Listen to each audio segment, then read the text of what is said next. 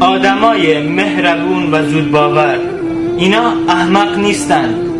اینا فقط فکر میکنن همه توی سینه هاشون قلب دارن. اینا فقط فکر میکنن همه مثل خودشونن.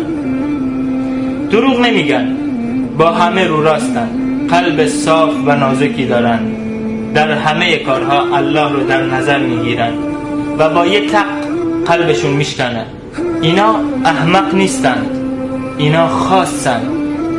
رسول الله علیه السلام میفرمایند اهل بهشت 3 دستند.